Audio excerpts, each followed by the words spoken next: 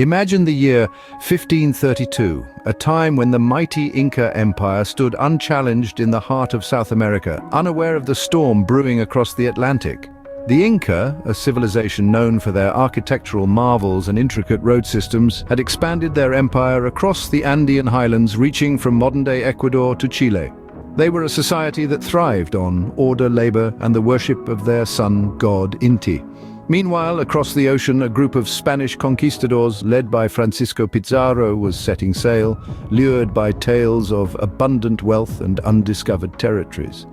They hungered for gold, silver, and the promise of new lands to conquer in the name of their king and the Catholic Church.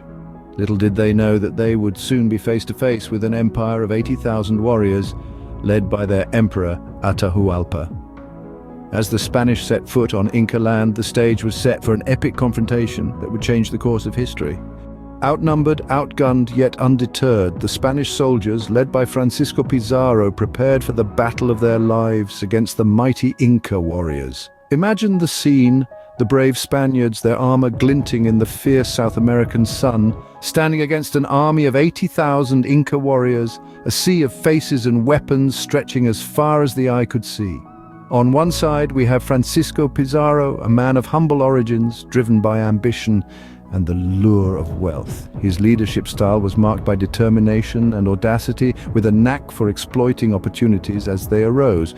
His motivation, the promise of unimaginable riches and the glory of conquest. On the other side, we have the Inca leader Atahualpa, a ruler who had recently emerged victorious from a brutal civil war. His leadership was marked by a combination of military shrewdness and divine authority. His motivation, to protect his people and their way of life from these alien invaders. The upcoming clash was not just a test of strength, it was a contest of tactics too. The Spanish, despite their small numbers, had a significant advantage: cavalry. Their horses, unknown to the Incas, gave them both mobility and a psychological edge. Pizarro, a seasoned tactician, knew how to exploit this advantage to the fullest. Meanwhile, the Incas had their own strengths. They had the home advantage, familiar with the terrain, and acclimatized to the high-altitude conditions. And of course, they had the sheer weight of numbers: 80,000 warriors, each one a seasoned fighter, well-versed in the art of Andean warfare. But numbers alone do not win battles. The Incas were about to face an enemy unlike any they had ever encountered, armed with technology they had never seen. The Spanish soldiers, with their steel armor, firearms, and horses, were a formidable force. Outnumbered but technologically superior, the Spanish soldiers were ready for the battle that would decide the fate of the Inca Empire. The stage was set, the players were in position, and the battle was about to begin. As the battle raged on, the Spanish made a daring move that would turn the tide in their favor. This audacious strategy was nothing less than the capture of the Inca leader, Atahualpa. With him in their control, the Spanish held the reins of the Inca Empire, effectively steering its massive military force into uncertain chaos. The Spanish, though massively outnumbered, had a significant advantage: their technological superiority. Guns, steel armor, and horses, these were unknown to the Incas, and their introductions into the warfare equation was a game changer. The Incas, who were brave and highly skilled warriors, found themselves facing an enemy they couldn't quite comprehend. This, coupled with the capture of their leader, sent shockwaves of confusion and fear through their ranks. The Spanish didn't stop at merely capturing Atahualpa, though. They used him as a vital pawn in their psychological warfare. This was a battle not just of swords and shields, but also of minds and morale. The Spanish, understanding the significance of Atahualpa to the Incas, used his capture to demoralize the Inca warriors. With their leader in enemy hands, the Incas were forced to question their strategies, their plans, and even their ability to win. The Spanish, on the other hand, saw a surge in their morale. They had captured the enemy's king, and now victory seemed within reach. The Spanish use of technology and psychological warfare was a potent combination that the Inca forces were ill-prepared to handle. The Incas' numerical advantage, which would typically be a significant factor in any battle, was effectively neutralized. With Atahualpa captured, the Inca forces were thrown into chaos, giving the Spanish the upper hand. This moment marked the turning point of the battle, a pivotal shift in momentum that would ultimately lead to the downfall of the Inca Empire and the rise of Spanish rule in the New World. The battle was over, but its impact was just beginning to unfold. The Spanish victory marked a drastic shift in the history of South America, heralding the end of the Inca Empire and the onset of Spanish rule. This transition bore both cultural and economic ramifications that would reverberate through centuries. The Spanish conquerors, eager to cement their conquest, swiftly imposed their culture and religion on the defeated Inca population. The indigenous beliefs, customs, and traditions were suppressed as the Spanish sought to reshape the society in their own image. This cultural imposition was not a peaceful process, as one might imagine. It was a forceful and often brutal obliteration of a rich and vibrant civilization that had thrived for centuries. The economic consequences of the conquest were equally profound. The Spanish looted vast amounts of Inca gold and silver, forever altering the economic landscape of the region. This bounty of precious metals fueled European interest in the New World, sparking an era of exploration and conquest that spanned continents. Yet amidst this bleak aftermath, there were sparks of resistance. The Inca people, though defeated, were not entirely subdued. Instances of rebellion and resistance began to surface, igniting a flame of resilience that would persist in the face of Spanish rule. These acts of defiance, though often quelled with brutal force, were testament to the indomitable spirit of the Inca people.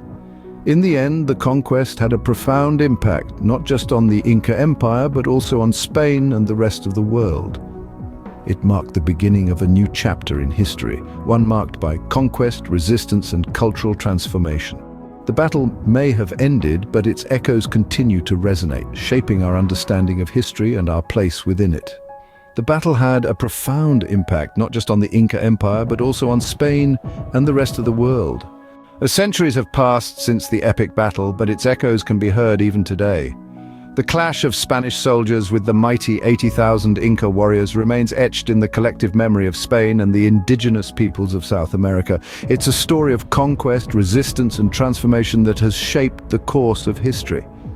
The legacy of the battle is complex, a tapestry woven with threads of both sorrow and resilience. In Spain, it's often seen as a testament to the daring spirit of the conquistadors, adventurers who pushed the boundaries of known world. Yet it's also a reminder of the dark side of ambition, of the destructive force of colonialism. The indigenous perspective, on the other hand, paints a different story. The battle symbolizes a time of great upheaval, a rupture in the rich tapestry of Inca civilization. It stands as a stark reminder of the loss of their ancestral lands, their freedom, and their way of life. Yet it's also a symbol of resistance, a testament to the indomitable spirit of the Inca people who continued to fight against the Spanish rule. In recent times, there's been a significant shift in how we view such historical events. The narrative of the victorious conqueror no longer holds unchallenged sway. The voices of the conquered, long silenced, are now being heard. Debates around colonialism and cultural destruction are becoming increasingly prevalent, leading to a re-evaluation of historical narratives. The epic battle between the Spanish soldiers and the 80,000 Inca warriors has been scrutinized through the lens of modern perspectives, sparking discussions about the ethics of conquest and the price of progress. It's a conversation that encourages us to reflect on our past, to question the stories we've been told, and to seek a more nuanced understanding of history. The epic battle between the Spanish soldiers and the 80,000 Inca warriors is a stark reminder of our past, influencing our understanding of history and shaping our perspectives on cultural and political dynamics today. The epic battle between the Spanish soldiers and the 80,000 Inca warriors is more than just a historical event. It's a tale of courage, ambition, and the relentless pursuit of power. This clash of cultures, set against the backdrop of the majestic Inca Empire, was marked by strategic brilliance, technological disparities, and psychological warfare. The Spanish, led by Francisco Pizarro, leveraged their advanced weaponry and horses to counter the overwhelming Inca numbers, led by Atahualpa.